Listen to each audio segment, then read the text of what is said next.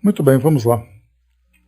Estudo da nossa Revista Espírita, mês de junho de 1860. Nós veremos, a princípio, 3 artigos que Kardec publicou: Uma Semente de Loucura, Tradição Muçulmana e um Espírito. Lembrando que a Revista Espírita era uma revista mensal publicada pela Sociedade Parisiense de Estudos Espíritas, naturalmente ali presidida por Allan Kardec, e mensalmente então ele trazia muitos artigos, temas diversos relacionados com a doutrina espírita, inclusive também publicando mensagens, entrevistas com espíritos, enfim, vários e vários temas que ele então trazia para aprofundar o aprendizado daqueles leitores, e trazendo também ali uma possibilidade de análises psicológicas sobre as diversas situações envolvendo a relação entre mundo físico e mundo espiritual. Então nós vamos iniciar aqui Uma Semente de Loucura. Ele traz para nós o seguinte artigo. O Jornal de la Haute-Saône narrou ultimamente o seguinte fato. Viram-se reis destronados sepultar-se nas ruínas de seus palácios. Vêem-se infelizes jogadores renunciarem à vida após a perda da fortuna. Mas um proprietário que se suicida para não sobreviver à expropriação de um pedaço de terra é o que talvez jamais se tenha visto antes do caso que relatamos. Um proprietário de Saint-Lô foi advertido de que uma de suas quintas seria expropriada. No dia 14 de maio, pela Companhia de Estradas de Ferro do Leste. A informação o afetou vivamente. Não podendo suportar a separação de suas terras, deu sinais de alienação mental. No dia 2 de maio, saiu de sua casa às 3 horas da manhã e afogou-se no rio de Combaté. Realmente é difícil suicidar-se por um motivo tão fútil.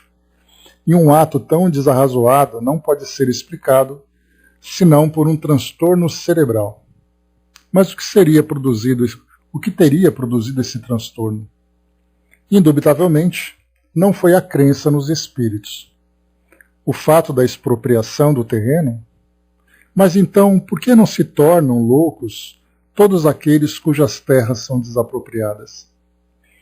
Dirão que é porque nem todos têm o cérebro tão fraco. Então admitis uma predisposição mental à loucura, e não poderia ser de outra forma, já que a mesma causa nem sempre produz o mesmo efeito. Já o dissemos muitas vezes em resposta aos que acusam o espiritismo de provocar a loucura. Que digam se antes de cogitar-se dos espíritos não havia loucos, e se não há loucos, entre os que não creem em espíritos. Uma causa física ou uma violenta comoção moral apenas poderão produzir uma loucura momentânea. Fora disso, se examinarmos os antecedentes, sempre serão encontrados sintomas que uma causa fortuita pode desenvolver. Então a loucura toma o caráter da preocupação principal. O louco fala daquilo que o preocupa, mas a causa não é a preocupação. Esta, quando muito, é uma espécie de forma de manifestação. Assim, havendo uma predisposição para a loucura, aquele que se ocupa de religião terá uma loucura religiosa. O amor produzirá uma loucura amorosa. A ambição, a loucura das honras e das riquezas, etc. O fato narrado acima seria absurdo ver outra coisa além de um simples efeito que qualquer outra causa teria provocado, pois havia predisposição. Agora vamos mais longe. Diremos com toda clareza que se esse proprietário tão impressionável em relação ao seu terreno estivesse imbuído profundamente dos princípios do Espiritismo, não teria enlouquecido nem se afogado, duas desgraças que teriam sido evitadas, como nos mostram numerosos exemplos. A razão disso é evidente. A loucura tem como causa primeira uma fraqueza moral relativa, que torna o indivíduo capaz de suportar o choque de certas impressões, no número das quais figura, ao menos em 3/4 partes, a mágoa, o desespero, o desapontamento e todas as tribulações da vida. Dar ao homem a força necessária para ver tais coisas com indiferença é atenuar a causa mais frequente que o leva à loucura e ao suicídio. Ora, essa força ele tira da doutrina espírita bem compreendida, e de que dá prova patente, as tribulações da vida tornam-se tão efêmeras que deslizam sobre a alma como a água sobre o mármore, sem deixar traços. O verdadeiro espírita não se liga à matéria, senão o estritamente indispensável para as necessidades da vida. Mas se algo lhe falta, conforma-se, porque sabe que está aqui de passagem e que uma sorte muito melhor o aguarda. Também não se aflige por encontrar acidentalmente uma pedra no seu caminho. Se o nosso homem estivesse imbuído dessas ideias, em que se teriam tornado aquelas terras aos seus olhos? A contrariedade que sofreu teria sido insignificante ou nula, e uma desgraça imaginária não o teria conduzido a uma desgraça real. Em resumo, um dos efeitos, e podemos dizer, um dos benefícios do Espiritismo, é de dar à alma a força que lhe falta em muitas circunstâncias, e é nisso que ele pode reduzir as causas da loucura e do suicídio. Como se vê, os fatos mais simples podem ser uma fonte de ensinamentos para quem quer refletir. É mostrando as aplicações do Espiritismo nos casos mais vulgares que se fará compreender toda a sua sublimidade. Não está aí a verdadeira filosofia? Então, nesse pequeno artigo que Kardec traz para nós aqui na revista, bom dia, Andréia, que traz para nós aqui na revista, ele fala então sobre, o título aqui para nós, só um instante, Uma Semente de Loucura. Eu me recordo de uma palestra, uma pequena palestra proferida pelo Raul Teixeira, e ele lembra sobre aqueles comentários dizendo que a mediunidade é capaz de levar as pessoas à loucura. E no comentário ele traz algo bastante semelhante àquilo que Kardec apresenta para nós. Aquele que já traz uma tendência a esse desequilíbrio mental, a mediunidade pode trazer o seu agravamento, mas não foi a mediunidade a causa daquela loucura. Como ele colocou para nós aqui, uma pessoa que tem essa predisposição envolvido numa religião, essa religião pode fazer com que ele sofra transtornos, como por exemplo o fanatismo. Nós podemos encontrar alguém que viva uma relação afetiva muito intensa e ele trazendo uma predisposição à loucura, essa relação afetiva vai fazer com que ele caia nesse desequilíbrio. E assim no ambiente de trabalho, nas suas relações sociais, enfim, até mesmo nas suas relações com o mundo espiritual, já que o indivíduo, trazendo então essa fraqueza moral, como Kardec coloca para nós aqui, basta que ele receba o estímulo adequado, o estímulo específico para fazer com que ele entre em desequilíbrio. Mas o que Kardec traz para nós aqui é que, fazendo uma comparação entre as críticas que o Espiritismo recebia naquela época, dizendo que as pessoas que se envolviam com essas coisas de Espiritismo, como se popularmente falam, então quando o indivíduo se envolve, ele acaba tendendo para esse caminho da loucura e também ali para o suicídio. E aí ele mostra exatamente o contrário, quando nós começamos então a olhar a vida por essa perspectiva, compreendendo a temporalidade das dificuldades, dos desafios enfrentados, e como ele coloca para nós aqui também, a água que escorre sobre uma placa de mármore, que não deixa, tendo esse entendimento da imortalidade do espírito, da programação reencarnatória que traz aqui uma estada temporária daquele indivíduo e que a sua realidade espiritual é que prevalece, ele então terá ali uma força moral, a sua fé vai se desenvolvendo cada vez mais, fazendo com que ele veja cada uma das experiências da vida como parte do aprendizado necessário. E depois Kardec lembra também aqui um outro ponto importante, nós vamos encontrar isso lá no capítulo 5º do Evangelho segundo o Espiritismo, Bem-aventurados os aflitos, quando ele fala sobre a loucura e o suicídio, que é exatamente o que Kardec apresenta para nós aqui também. Uma relação entre loucura e suicídio, pelo fato de não ter ali força moral suficiente para compreender as experiências que se vivencia, e aí então tendo ali aquela compreensão sobre as bem-aventuranças, né, das aflições, das causas atuais, das causas anteriores, do fortalecimento moral para enfrentar esses desafios, fazendo com que o indivíduo, então, se distancie cada vez mais dessa condição de desequilíbrio que ele vivencia. Bom dia, dona Miriam, bom dia, Osmar. O Brás colocou a epilepsia, geralmente tem uma causa mediúnica.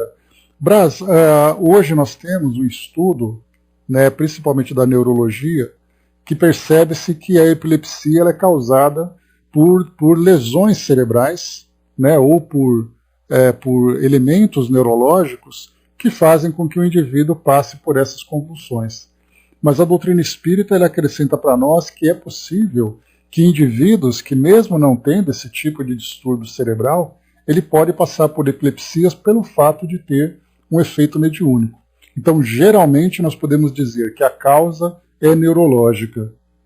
E nós podemos ter ali, eventualmente, indivíduos que entram, né, em convulsão por causa de efeitos espirituais. Então é o contrário. Geralmente é o fisiológico e a exceção nós entramos a epilepsia. Agora, para nós analisarmos uma relação que existe entre o indivíduo que traz uma predisposição neurológica e o efeito mediúnico, né, a influência que o indivíduo sofre do plano espiritual, aí nós não temos como avaliar exatamente porque, né, a nossa visão é uma visão muito material. Nós não conhecemos os bastidores do mundo espiritual. Porque nós não podemos encontrar a influência dos espíritos nas mais variadas situações, daquelas que são mais graves. Por exemplo, o indivíduo que comete o suicídio. Como é que nós podemos afirmar que o indivíduo não traz essa tendência ao suicídio e que aquilo não foi agravado por uma influência espiritual? Então nós não temos condições de traçar esse diagnóstico espiritual, da influência espiritual, da nossa visão material. Então nós sabemos que existe, mas dizer que esse foi um caso e o outro foi outro caso, nós não sabemos, né? Então, a cura espiritual ela pode trazer ali os benefícios, né? Então, existem medicações, existem tratamentos espirituais também que são aplicados, né? Então, né, vemos ali causas e efeitos. Então é importante fazer o estudo de cada caso. Muito bem, esse aqui é o primeiro artigo, então, Semente de Loucura, né? Então foi tirado de um jornal e é então trazendo para nós aqui esse comentário. Próximo artigo para nós, esse aqui é um artigo bem breve, né? Kardec só traz aqui um comentário. O outro artigo, Tradição Muçulmana. Extraímos a passagem seguinte da sábia e notável obra do senhor Geraldine Santini, que o senhor Geraldine Santini publicou sob o título de 3 anos na Judéia. Kardec vai trazer aqui para nós, né, todo esse trecho e a gente vai aqui analisando então. Quando o sultão de Babel, Makhtunassar, também conhecido como Nabucodonosor, foi, lembrando, né, que a gente fala sobre, né, o Nabucodonosor, ele é uma personagem do Antigo Testamento, né, então, na Babilônia, os jardins suspensos da Babilônia e tudo mais, né? Ela é uma personagem bastante conhecida naquela parte do Antigo da Bíblia, né? Então, quando o sultão de Babel, Makhtunassar, foi enviado por Deus para punir os filhos de Israel, que tinham abandonado a doutrina da unidade, despojou o templo de todos os objetos preciosos que lá se achavam reunidos. e reservando para si mesmo o trono de Salomão, com seus suportes, os 2 leões de ouro puro, animados por uma arte mágica, que defendiam a entrada, distribuiu o resto do saque aos diversos reis de sua corte. O rei de Roum recebeu o hábito de Adã e a vara de Moisés. O rei de Antaque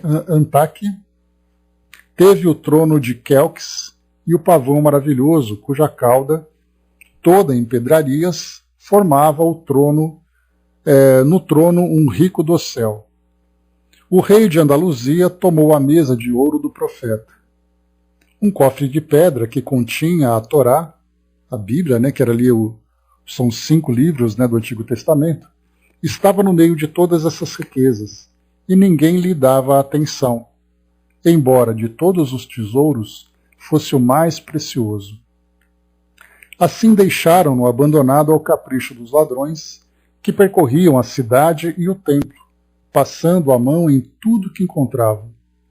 O depósito da palavra divina desapareceu nessa imensa desordem. 40 anos mais tarde, estando aplacada a sua cólera, Deus resolveu estabelecer os filhos de Israel em sua herança e suscitou o profeta Euser, chamado de Esdras, que Deus o salve, predestinado pela vontade divina a uma missão gloriosa. Ele passara toda a juventude na prece e na meditação, negligenciando as ciências humanas para absorver-se na contemplação do ser infinito, e vivia separado do mundo, no interior de uma das grutas que cercavam a Cidade Santa. Essa gruta, ainda hoje, se chama El Azeri. Obedecendo à ordem de Deus, saiu do seu retiro e veio entre os filhos de Israel para indicar-lhes como deveriam reconstruir o templo, restabelecer a honra dos antigos ritos. Mas o povo não acreditou na missão do profeta. Declarou que não se submeteria à lei, que até cessaria os trabalhos de construção do templo e iria habitar outras terras, se não lhe apresentassem o livro em que o nosso Senhor Moisés, que Deus o salve, tinha consignado todas as prescrições religiosas a ele ditadas no Monte Sinai. O livro havia desaparecido e todas as buscas para o encontrar foram infrutíferas. Euser, que era Esdras, então, nesse grande embaraço, fez a Deus fervorosas preces para que o tirasse dessa aflição e impedisse o povo de persistir no caminho da perdição. Estava sentado debaixo de uma árvore, contemplando com tristeza as ruínas do templo, em redor das quais se agitava a multidão indócil, quando de repente uma voz do alto lhe ordenou que escrevesse. E embora jamais tivesse pegado num calã, que é uma pena, obedeceu imediatamente. Depois da prece do meio-dia, até o dia seguinte, à mesma hora, sem se alimentar, sem se levantar do lugar bendito onde estava sentado, continuou a escrever tudo quanto lhe ditava a voz celeste, não hesitando um só instante, nem mesmo se detendo ante as trevas da noite, quando uma luz sobrenatural iluminava o seu espírito e um anjo lhe guiava a mão. Aqui lembrando, pessoal, que esse texto ele foi publicado num livro muçulmano. Então o que Kardec traz para nós aqui na Revista Espírita é nós observarmos os fenômenos mediúnicos relatados num livro muçulmano, num livro que trazia ali a história do islamismo, uma história baseada ali no islamismo, Todos os filhos de Israel estavam assombrados e contemplavam em silêncio essa manifestação da onipotência divina. Mas quando o profeta terminou a sua cópia milagrosa, os imãs são ali os sacerdotes, invejosos do pavor particular do qual acabavam de ser objeto, pretenderam que o novo livro fosse uma invenção diabólica e que em nada se parecia com o antigo. Euser dirigiu-se novamente à bondade infinita e, cedendo a uma súbita inspiração, encaminhou-se, seguindo por todo o povo, para a fonte de Siloé. Chegado diante da fonte, levantou as mãos ao céu, proferiu uma longa e ardente prece, e com ele toda a multidão se prostrou. De repente apareceu uma pedra quadrada na superfície da água, flutuando como se sustentada por mão invisível. Nela, os imãs reconheceram, trêmulos, o cofre sagrado, há muito perdido. Euser o tomou com respeito. O cofre abriu-se por si mesmo. A Torá de Moisés saiu dele, qual se for animada de vida própria, e a nova cópia, escapando-se do seio do profeta, foi colocar-se na caixa sagrada. A dúvida não era mais permitida. Entretanto, o santo homem exigiu que os imãs confrontassem os dois exemplares. Estes, apesar da sua confusão, obedeceram-lhe à vontade. Após longo exame, testemunharam em altas vozes que nenhuma só palavra, nenhum que por Euser e o que tinha sido traçado por Moisés. Desde que prestaram essa homenagem à verdade, Deus, para punir-os de seus erros, apagou os seus olhos e os mergulhou nas trevas eternas. Assim, os filhos de Israel foram trazidos à fé de seus pais. O lugar onde se havia sentado o chefe que Deus lhes tinha dado foi chamado depois Ken Reb Sheik, cercado ou vinha do Sheik. Então esse trecho aqui foi tirado então daquele livro e Kardec coloca aqui no final. Quem não reconhecerá nesse relato vários fenômenos espíritas que os médiuns produzem aos nossos olhos e que nada tem de sobrenatural. Então, só para a gente voltar aqui no início, para a gente contextualizar então esse texto, Kardec coloca: extraímos a passagem seguinte da sábia e notável obra do Sr. Geraldir Santini, que o Sr. Geraldir Santini publicou sob o título de 3 anos na Judéia. Então, falava aqui sobre a tradição muçulmana, né? Então, aquilo que é visto como miraculoso acaba vendo aqui agora como algo absolutamente natural e relatado por outras culturas, né? Lembrando que Kardec, muito atento às publicações, às tradições da sua época, ele procurava sempre trazer para análise aqui na Revista Espírita a luz da doutrina espírita. Então, analisar os fatos, analisar os relatos, as tradições, mostrando que esses fatos analisados pela doutrina espírita hoje, na verdade, são fatos naturais que se encontram dispersos nas mais variadas culturas e tradições. Eis aqui, então, mais um dos nossos textos. O próximo artigo: erro de linguagem de um espírito.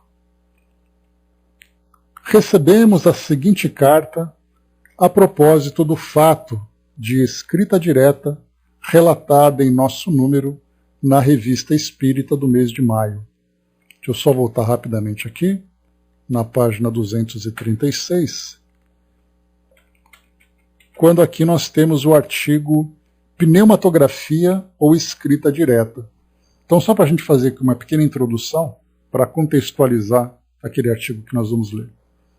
No dia 11 de fevereiro último, o Sr. X, um dos nossos mais ilustres literatos, achava-se em casa da senhorita Rouet, com 6 outras pessoas há tempos iniciadas nas manifestações espíritas. O Sr. X e a senhorita Rouet assentaram-se face a face em volta de uma mesinha escolhida pelo próprio Sr. X. Esse último retirou do bolso um papel perfeitamente branco, dobrado em 4, e por ele marcado com um sinal quase imperceptível, embora suficiente para ser facilmente reconhecido. Colocou-se sobre a mesa e o cobriu com um lenço branco que lhe pertencia. A senhorita Rouet pôs as mãos sobre a ponta do lenço. O Sr. X fez o mesmo, pedindo aos espíritos uma manifestação direta, com vistas à sua instrução. Pediu-a de preferência a Scheinin, evocado com essa finalidade. Ao cabo de 10 minutos, ele mesmo levantou o lenço e retirou o papel, que trazia escrito de um lado o esboço de uma frase traçada com dificuldade e quase ilegível, mas na qual se podia de hora. O papel continha na francês. Foi por causa desse de um espírito. E tem minha presença, o verbo love, ou de confrontar os espíritos, né? Porque no modo como foi publicado, né, colocando aqui Deus vos ama, então aqui ele coloca de uma forma de uma forma escrita, né, conjugando num outro tempo, num outro modo também. Então ele coloca essa observação aqui, Kardec fez questão de publicar. E ele continua. A observação foi feita na sessão seguinte ao espírito Shane, se é que foi mesmo ao espírito Shane, pois me conheceis e vos peço permissão para conservar minhas dúvidas sobre a identidade absoluta dos espíritos. E o espírito Shane não se explicou muito categoricamente a respeito desse S, omitindo de propósito ou por inadvertência. Ele próprio nos censurou um pouco, se tenho boa memória, por ligar importância a uma letra a mais ou uma letra a menos numa experiência tão notável.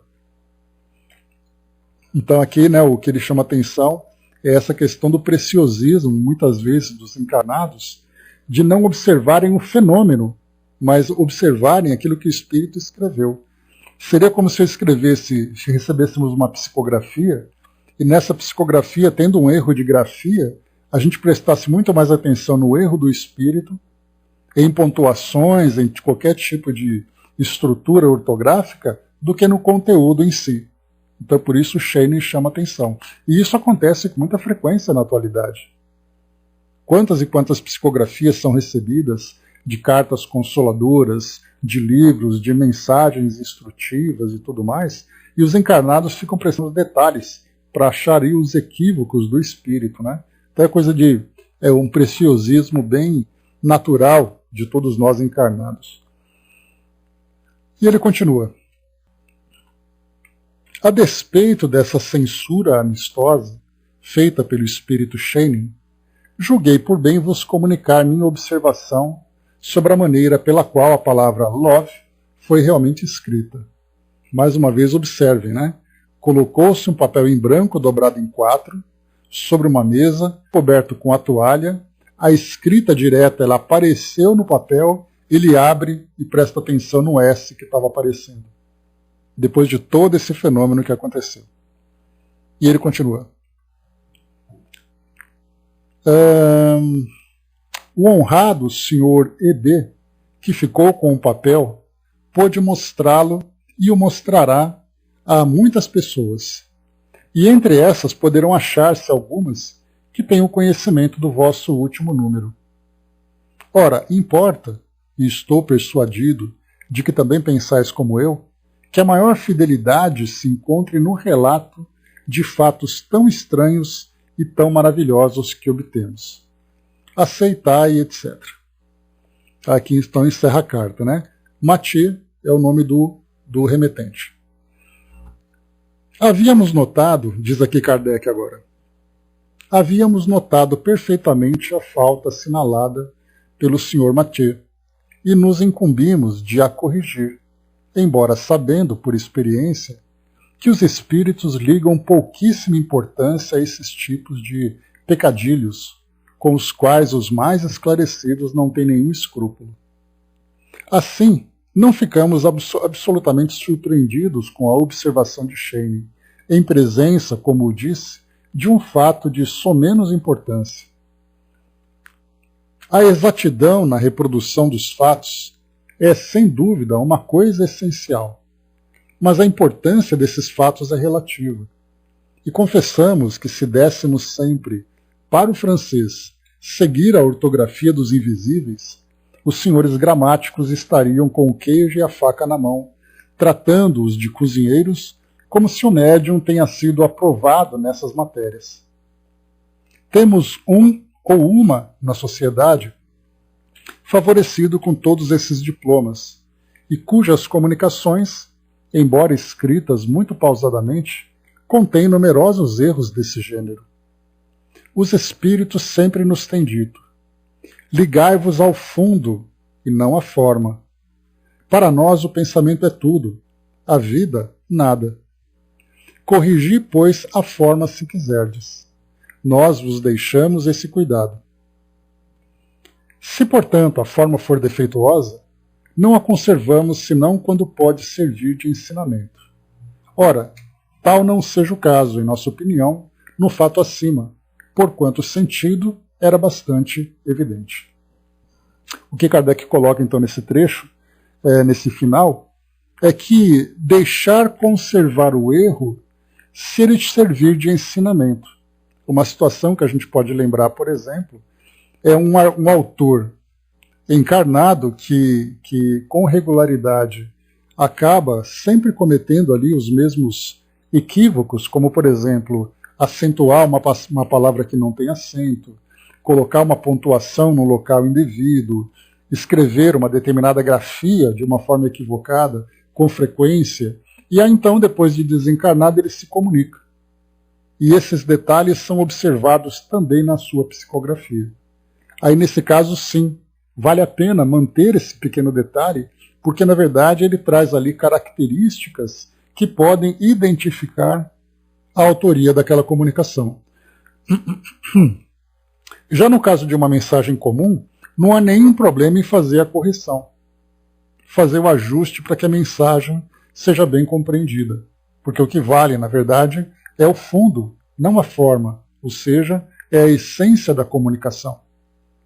E aí, como nós já percebemos, né, que existe ali na comunicação, que é trazida pelos espíritos, não foi o caso aqui dessa escrita direta, mas quando nós falamos em psicografia, nós temos ali uma influência direta dos médiums na forma como a mensagem é escrita.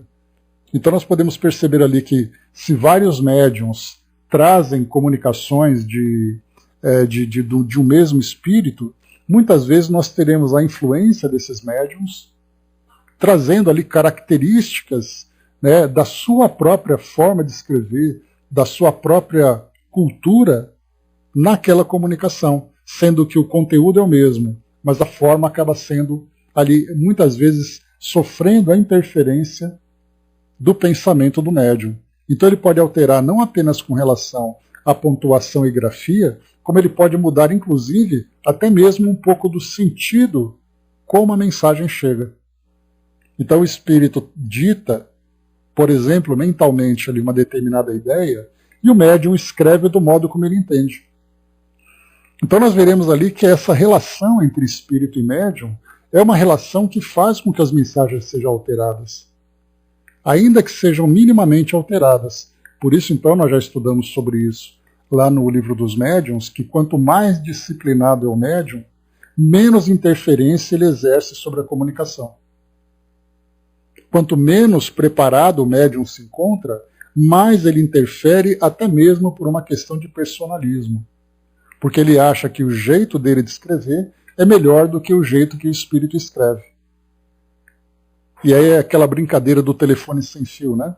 Você passa aquela mensagem inicial, passa por outras pessoas e no final da ponta você vai ter ali uma mensagem alterada. E essa alteração se dá exatamente pelas imperfeições dos canais de comunicação, nesse caso são os médiuns. Então é importante a gente perceber isso. Basta a gente lembrar, por exemplo, que nós que estamos estudando os livros de André Luiz, se nós pegarmos, por exemplo, Evolução em Dois Mundos e os mecanismos da mediunidade, ou mecanismos da mediunidade, nós vamos encontrar ali dois autores, dois médiuns psicografando aquelas mensagens trazidas por André Luiz, Valdo Vieira e o Chico Xavier. Então nós lembramos, né, que eles psicografaram capítulos alternados e depois, então, juntando esses capítulos, nós teremos ali um texto completo.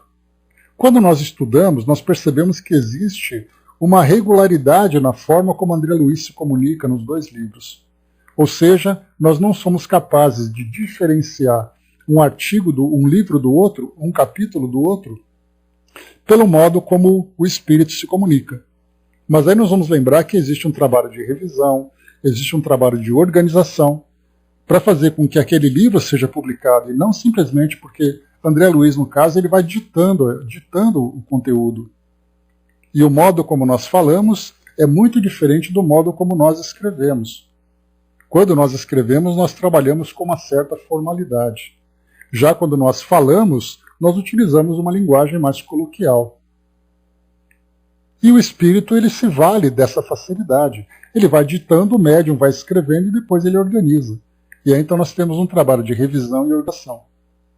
Mas se nós pegássemos os originais, nós veríamos ali situações diferentes, porque são dois médiums escrevendo as mensagens do mesmo espírito. O Brás colocou, gosto muito da autenticidade de uma mediunidade mecânica inconsciente, né? Mesmo que tenha erro de grafia. Né? O que Kardec mesmo coloca, né, Brás, é que o médium inconsciente mecânico é aquele que menos interfere. Mas ainda assim a gente lembra que existe ali, né, o trabalho medianímico. Existe o trabalho mediúnico, embora ele esteja consciente do que ele está escrevendo, o seu conteúdo mental está mesclado com aquilo que o espírito apresenta. Então, mesmo assim, inconscientemente, ele traz ali a sua interferência. No menor grau, é verdade. Mas ainda assim a interferência acontece. Porque o espírito depende da personalidade do médium para poder se comunicar. Então, esse seria o ideal, mecanicamente, mas ele acaba inconscientemente também interferindo de uma forma bastante leve, mas acontece a interferência. Agora, aquele que mais interfere mesmo é o médium intuitivo, né? Porque o espírito vai ditando, ele vai então assimilando aquelas ideias e depois ele transcreve. Então ele ouve e escreve aquilo que ele vai ouvindo. Agora, a fidelidade dele para trazer esse texto depende muito da sua disciplina, depende muito ali da sua educação no trabalho mediúnico. Muito bem. Foi interessante esse artigo, embora Kardec tenha se baseado num artigo ou numa experiência de comunicação de escrita direta, de pneumatografia, nós vemos assim que a ideia, né, desses pequenos detalhes observados, isso é parte do nosso cotidiano. Né? Então temos as mensagens recebidas aqui no nosso grupo, as mensagens recebidas em grupos espíritas. Né? Então é uma questão de preciosismo, muitas vezes nos preocuparmos com a escrita do espírito do que a essência daquilo que ele quer transmitir. Muito bem, passando aqui então ao próximo artigo, nós vamos entrar agora numa nova sessão aqui da Revista Espírita, Ditados espontâneos e dissertações espíritas, recebidos ou lidos nas sessões da sociedade. André colocou, né? Se quem corrigiu era professor ou redator, faz isso intuitivamente, porque quer tudo certinho, né? Até porque, Andréia, quando a gente recebe uma comunicação e você lê o texto, você quer fazer com que ele seja compreendido da melhor forma. Porque numa comunicação, o espírito, por exemplo, que tem uma finalidade didática, então ele vem trazer uma mensagem, para que essa mensagem seja transmitida para várias pessoas, ele vai procurar trazer ali da forma mais correta possível. Mas muitas vezes, no ditado de uma experiência, como é o que acontece aqui no nosso grupo, os espíritos que vêm trazer depoimentos, vêm trazer ali as suas experiências, eles se aproximam e começam a contar a sua história. Ele não está preocupado em organizar texto, muitas vezes ele está tomado por uma emoção, por um sentimento. Nós vemos os conteúdos, né, que são conteúdos que mexem com o emocional, com o psiquismo, porque você se lembra de passagens difíceis. Nós tivemos na semana passada aquela comunicação daquele irmão que contou como foi o velório dele. Imagina um espírito que vai contar sobre o seu velório, sobre todas as suas angústias, e ele ficar preocupado com a grafia. E dentre outros, né, nós vimos ali espíritos que desencarnaram de uma forma violenta, no caso de combates da guerra, de acidentes que nós vimos, né, o espírito vai ficar preocupado com vírgula, com acento. Ele está ali fechando os olhos, mentalizando aquilo que ele vivenciou, e ele está ali pondo para fora. O importante é nós captarmos essa essência e não termos essa preocupação. Esses grupos que se preocupam com isso, desvalorizando o conteúdo da mensagem por uma questão de escrita, não tem como, né? Pois é, soldado, é muito orgulho dos encarnados, né?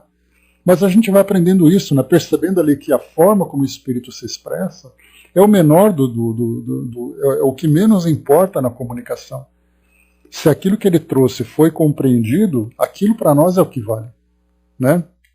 Então, são essas circunstâncias que nós estamos vendo. Muitas vezes o espírito traz de uma forma improvisada, como acontece aqui conosco. A gente trata de um assunto, de repente vem a comunicação, de uma forma improvisada, vem ali na hora, de uma forma rápida. Então, nós temos ali o espírito na sua condição. Traz também a sua cultura. O médium traz a sua interferência. Olha só quantos obstáculos vão surgindo para vir aquela mensagem perfeita. Perfeita dentro do nosso entendimento, né? Agora, quando a gente deixa esse perfeccionismo de lado e presta atenção na essência do conteúdo, aí sim a gente consegue absorver o seu verdadeiro valor. Muito bem, avançando então, Bom dia, Elcio.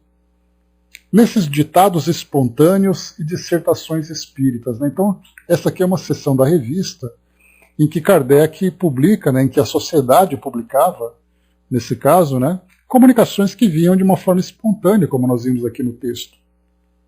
Então, naquele momento em que a reunião mediúnica acontece, vem o espírito e traz ali a sua mensagem. Kardec, então, vendo o valor nessa comunicação, ele então agrega, né, a revista espírita, e também, até mesmo, né, a gente viu que muitas daquelas instruções dos espíritos, pois não, Dudu? Daquelas instruções dos espíritos no Evangelho segundo o Espiritismo, aquelas mensagens vieram de uma forma espontânea e acabaram depois sendo incorporadas no capítulo do Evangelho, exatamente pelo conteúdo e pela harmonia, né, que ele tinha com o assunto que era tratado. Muito bem. Trazendo para nós aqui, vamos lá? Muito obrigado pela comunicação, pela participação, vamos lá. Bom dia a quem está aqui. Gostaria de trazer algo que me sufocou por muito tempo. Fui uma criança fechada e muito tímida, e com isso a minha vida sempre regrada com as coisas que meu pai queria que fossem, pois ele era um soldado e a disciplina fortemente introduzida dentro de seus padrões era muito forte, e eu não concordava com aquilo. E com a maneira que ele tratava a minha mãe, era um ser bruto e, digamos, muito mal educado. E com isso eu repelia da forma que eu queria, que era sair de casa e só chegar quando ele não estava. Assim eu podia conversar com a minha mãe, que preferia não falar sobre ele. O tempo foi passando e eu, alimentado mentalmente com tudo isso, fui trazendo em minha mente critérios não muito bons e cada vez mais afastado da minha casa, fui me juntando a pessoas que me levaram às drogas. E foi a droga que alucinadamente eu preferi morar na rua, e foi da droga que alucinadamente eu preferi morar na rua, e da rua os hábitos foram se tornando ruins e sofredores. A minha mente intranquila e perdida no tempo das drogas foi se destruindo, e na mente perdida eu olhei de longe aquela janela, aquele edifício abandonado, e me via dentro daquele êxtase da droga voando sobre aquela cidade, aquele passeio público onde os pombos voavam, e eu queria ser um pombo também naquela hora. Foi quando eu me via fora do corpo, e a mente e os meus pensamentos totalmente isolados daquilo que via me maltratava de uma forma repugnante. Foi muito ruim virar um pombo, quando eu poderia ser uma bela águia linda e não traiçoeira como fui naquele dia. A intranquilidade, a derradeira loucura que invadia minha mente, era um fato que eu perigosamente trazia comigo, e me via por vezes e vezes saltando daquela janela que nada mais era o refúgio de um filho que não queria mais em meu lar ficar mais em meu lar, e a fuga de um drogado que da minha mente se fez perder num abismo intranquilo e infeliz, que me fez do sofrimento e medo por muito tempo que eu, na verdade, não sabia o que era aquilo, e que eu não sabia que teria que existir ali naquela hora como um suicida. Assim me chamavam, gritavam, e minha mente e os pensamentos perdidos na minha consciência não percebiam o melhor que eu poderia fazer. Foi terrível. Mas a voz da minha mãe, na prece lá de longe, eu ouvi, e aquilo acendeu como uma luz forte, que clareava ainda mais os meus primeiros movimentos da fuga dos maus pensamentos e da Ave Maria cheia de graça. Daquela mãe querida, foi me salvando, e os moços de branco colocaram suas mãos sobre a minha fronte, meu centro da cabeça, e assim eu dormi. E acordei num ambiente silencioso.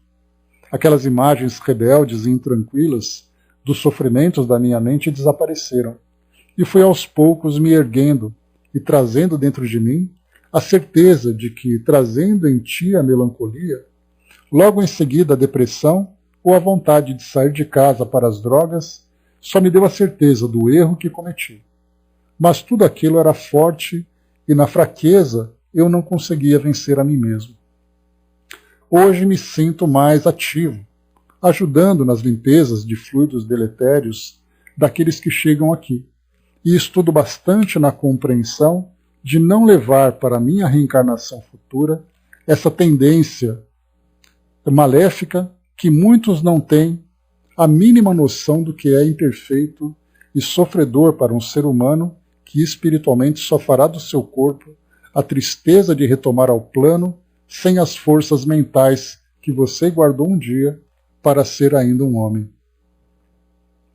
Que você pode renascer em vida com bons pensamentos e atitudes morais, melhor do que estava quando aconteceu o que eu nem percebia e hoje vejo que não queria aquilo.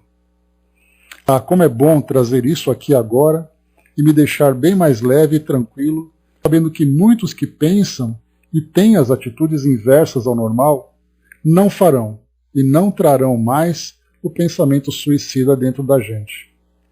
Viva a vida que Ele nos dá, pois, por pior que ela venha, ainda será o melhor para cada um que não sabe o que será pós-vida suicida. Converse, perceba, olhe e pergunte ao irmão que fechado não vê mais um fim no seu túnel. Esses irmãos precisam da vigia e do olhar para aquele que parece que vive bem, mas na verdade ele precisa muito de você. Paz e muita luz a todos que querem viver melhor do que foi. A vida é sublime e boa com o nosso corpo físico e espiritual.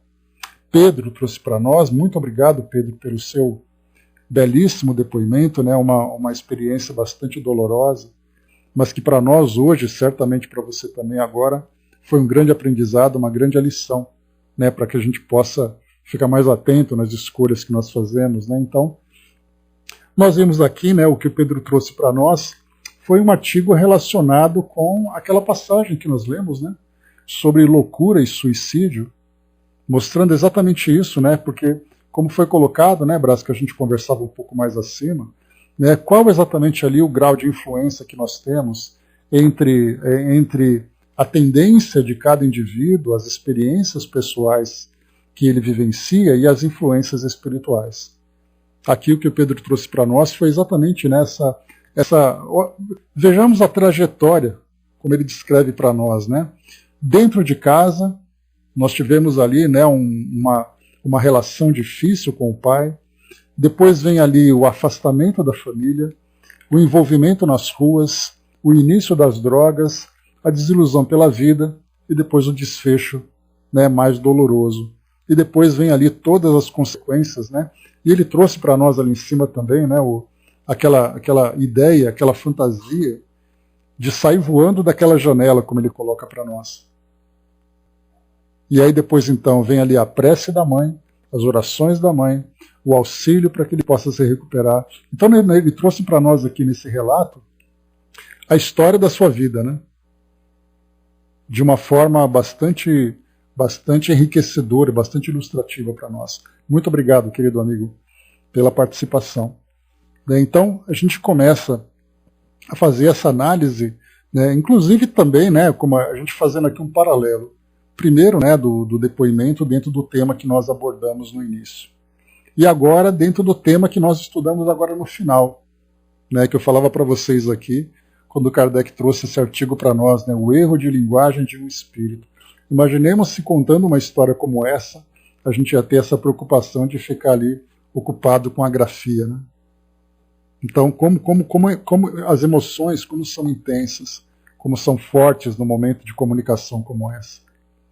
Mas o que nós vemos aqui, né, de mais valioso é exatamente, né, o caminho que muitas vezes se escolhe dentro de uma trajetória terrena, que acaba sendo um desvio daquele propósito, né, que é traçado para nós dentro de uma programação reencarnatória, que inclui, inclusive, até mesmo, né, esses desafios difíceis, né, desafios psíquicos, desafios emocionais, desafios de relacionamento, né, em que eu digo, o grande objetivo é a superação, muitas vezes nem sempre conseguida.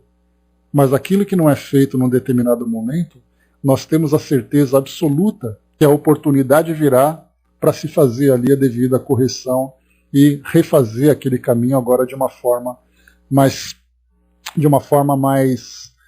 efetiva dentro da programação que nos é apresentada. E as tendências vão sendo superadas, né, os sentimentos e emoções que acabaram se desequilibrando dentro de nós começarão então a retomar o equilíbrio que foi perdido, enfim, experiências variadas que vão sempre permitindo esse caminho de reconstrução de nós mesmos, de reharmonização com as leis divinas que regem nossas vidas e regem nossas trajetórias também. Né? Então, como Pedro colocou no final para nós aqui, ele diz assim, né, sobre viva a vida que ele nos dá, pois por pior que ela venha, ainda será o melhor cada um que não sabe o que será pós-vida suicida. Então, quando a gente fala sobre o suicídio, né, que é um tema bastante doloroso para nós, então, conversarmos sobre isso, né, ele até reforça para nós. Converse, receba, olhe e pergunte ao irmão que fechado não vê mais o fim do seu túnel. Esses irmãos precisam de vigia e do olhar para que aquele que percebe que vive bem, mas na verdade ele precisa muito de você. Então, algo que para nós, uma lição preciosíssima. Mais uma vez, muito obrigado. O Elcio colocou para nós, né, a cada reencarnação o espírito vai amadurecendo e se reequilibrando, né? A trajetória ideal, né, Elcio, é sempre aquela bem certinha e regrada. Mas como todos nós somos espíritos em processo de crescimento, é muito natural que muitas vezes nós, tomados por um impulso, por uma tendência, nós busquemos experiências fora dessa trajetória, buscando novas emoções, buscando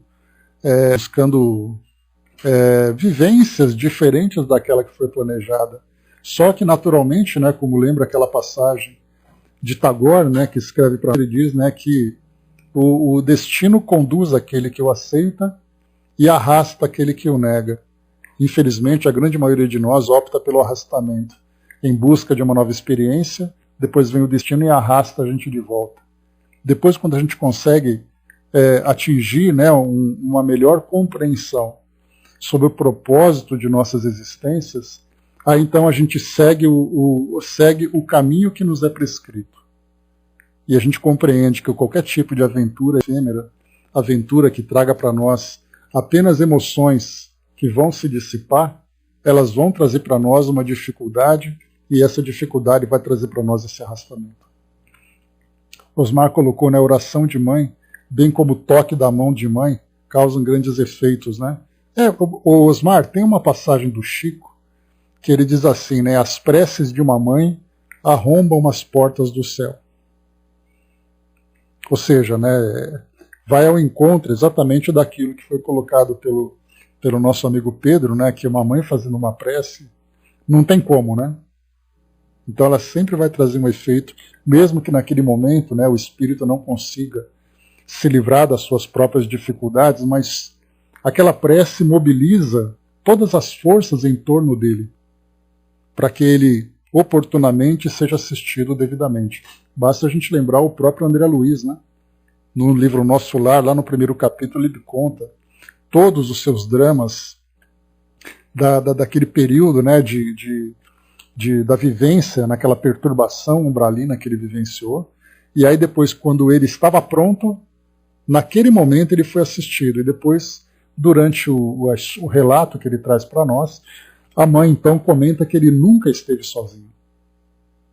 Então, por pior que fosse a sua condição, por aquilo que ele vivenciou, ele sempre estava acompanhado, mas era necessário que ele chegasse no seu devido tempo, né?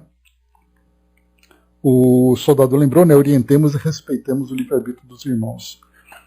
A gente vai aprender mais isso ainda, né, quando conseguimos compreender a nossa natureza espiritual e não apenas uma vivência material, né? Daquele que assim age, revê todo momento o ato em si, né? Que não os vermes, né, o devorando debaixo da terra, quando não, os vermes do devorando debaixo da terra no túmulo.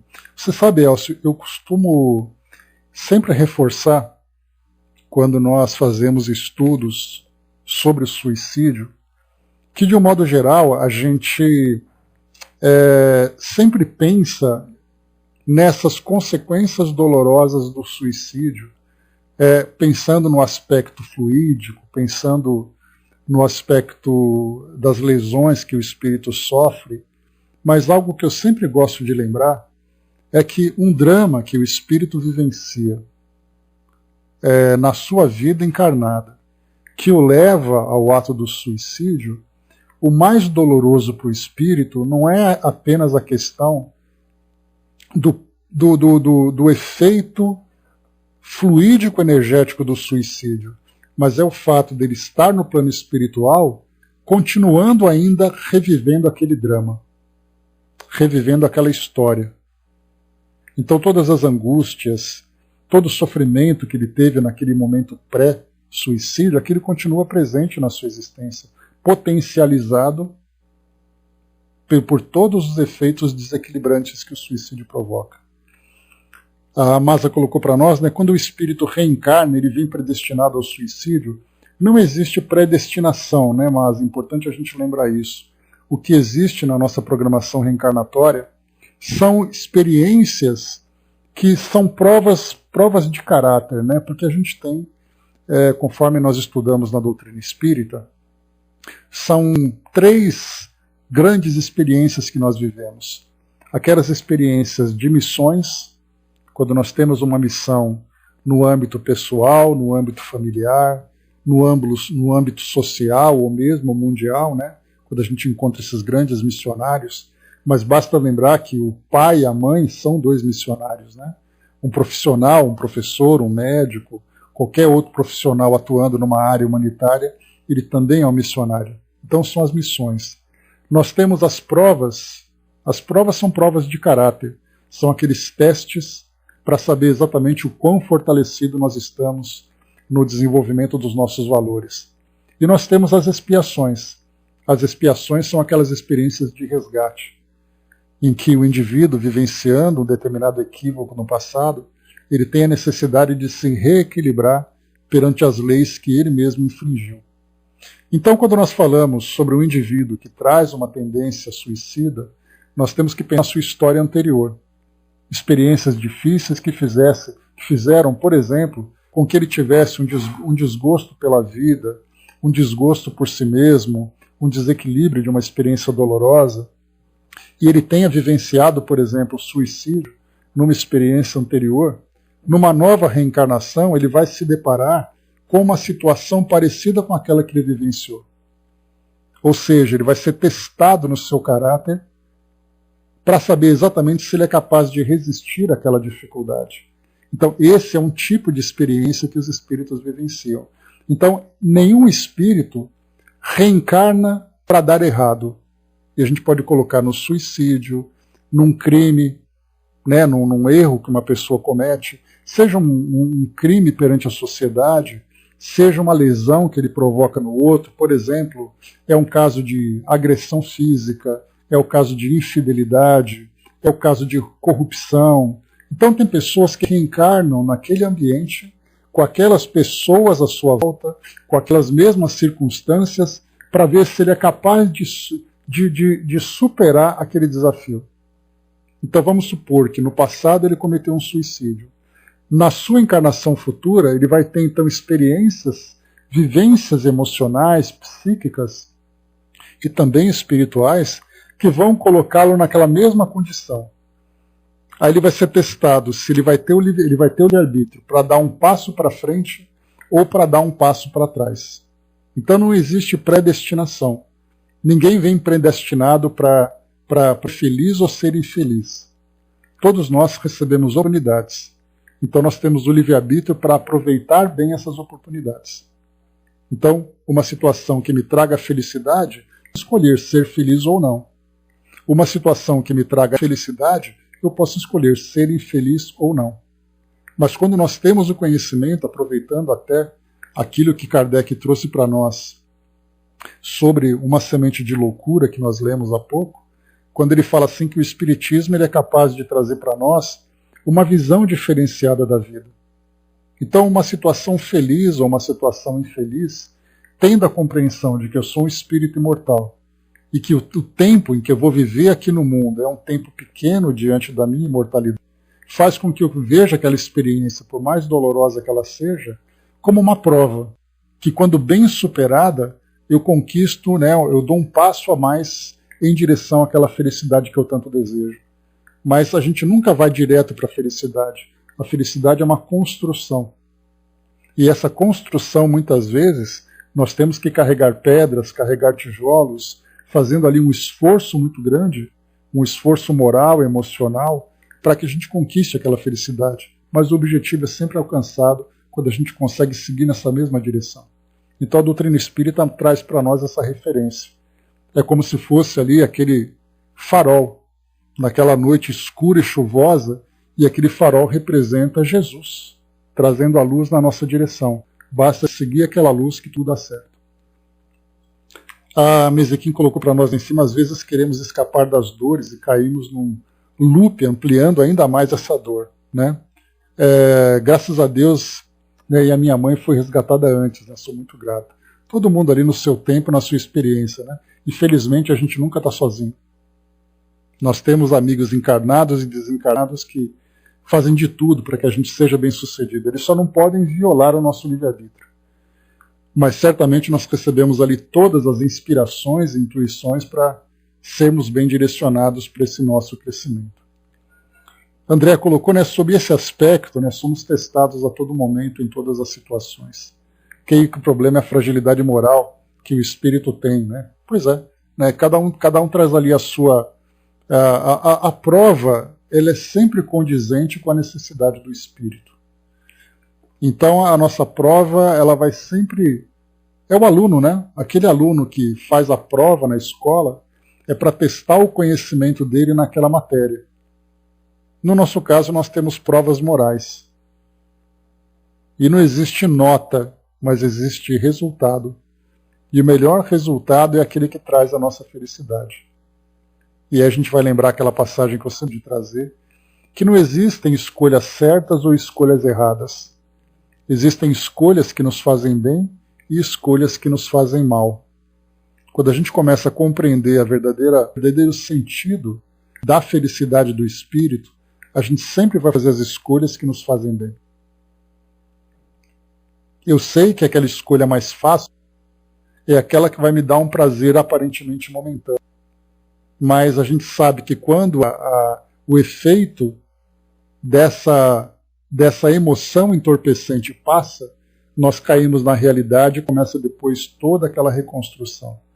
Então, quanto mais nós nos fortalecemos em nossas ideias, em nossas convicções, em nosso reequilíbrio, mais certas são as nossas escolhas. Elas já vêm de uma forma intuitiva para nós. Eu faço aquilo porque eu sei que aquilo é o melhor. A gente deixa aquela ideia, né, aquele verso daquela música que diz, né, deixa a vida me levar. Quando nós entendemos o propósito, somos nós que levamos nossa vida, e não a vida que nos leva.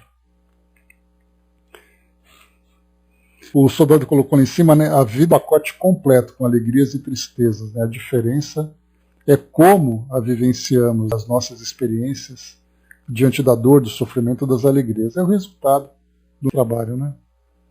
André colocou, né, o problema é quando sentamos no poço e não temos condições de escolher. Às vezes escolhemos o mais rápido, né?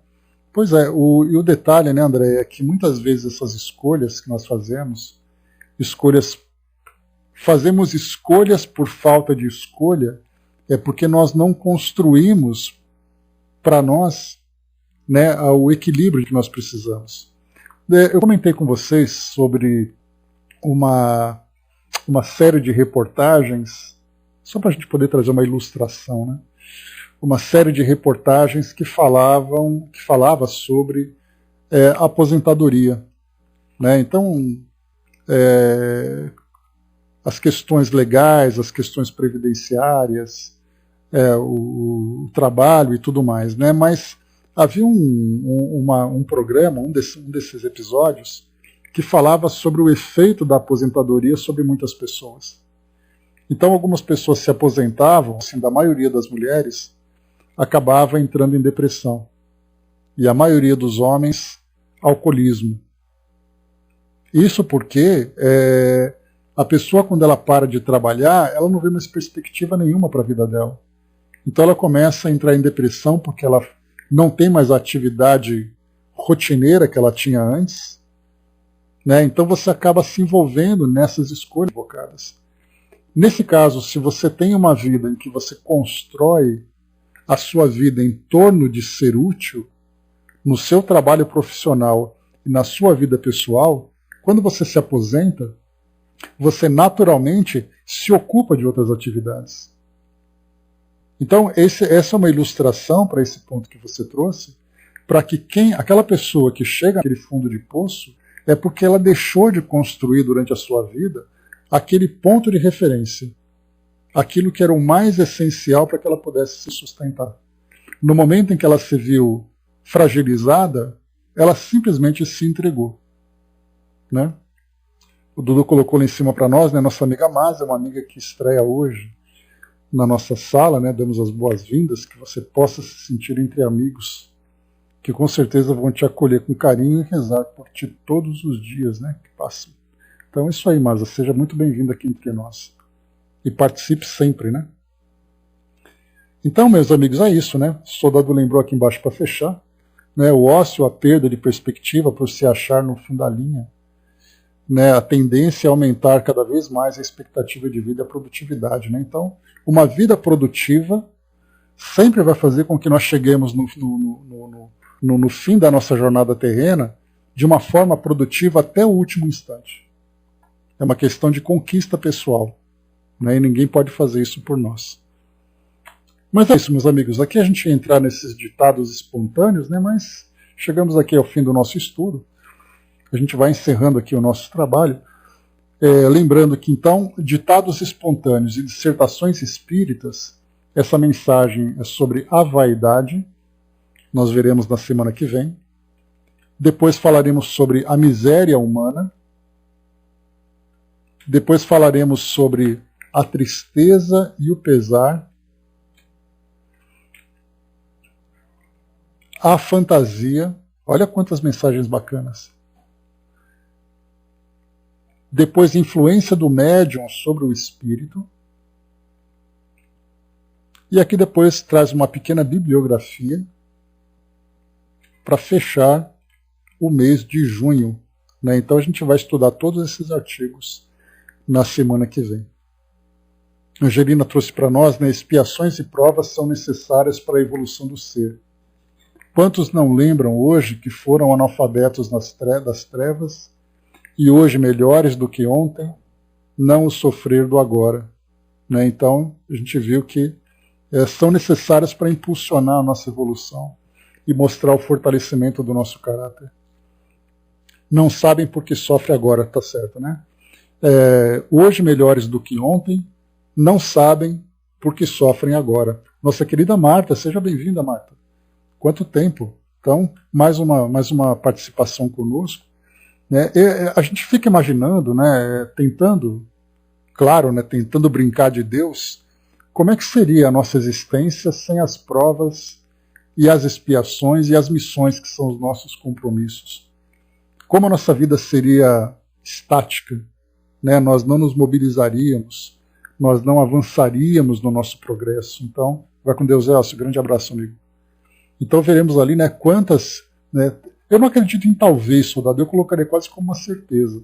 Porque sem esses estímulos, a gente não teria simplesmente motivo nenhum para sair da condição em que nós estamos, né? Então, nossa querida Marta trazendo para nós aqui, né, os nossos analfabetos das trevas, né? Olha que expressão importante, expressão potente para trazer para nós essas reflexões. E se não fossem essas provas e essas expiações, continuaríamos ainda afundados nessa ignorância das trevas. Né? Mas, felizmente, as leis de Deus são perfeitas e nós estamos aí sendo o tempo todo estimulados para o nosso crescimento e felizes de nós que conseguimos aproveitar essas oportunidades. Meus amigos, encerrando por aqui. Marta, grande beijo para você, querida, muito obrigado. Pois é, soldado, o remédio é amargo, não tem jeito. Não adianta colocar açúcar na Novalgina que ela vai continuar ficando ruim. Quem aqui já tomou Novalgina com açúcar para poder mascarar o gosto dela, né? Mas fechando por aqui, meus amigos, o nosso estudo de hoje, então, concluindo aqui a nossa, esse trecho aqui, esses artigos interessantes da Revista Espírita para todos nós. E vocês sabem que eu li esses artigos, A Semente da Loucura, Tradição Muçulmana, O Erro de Linguagem,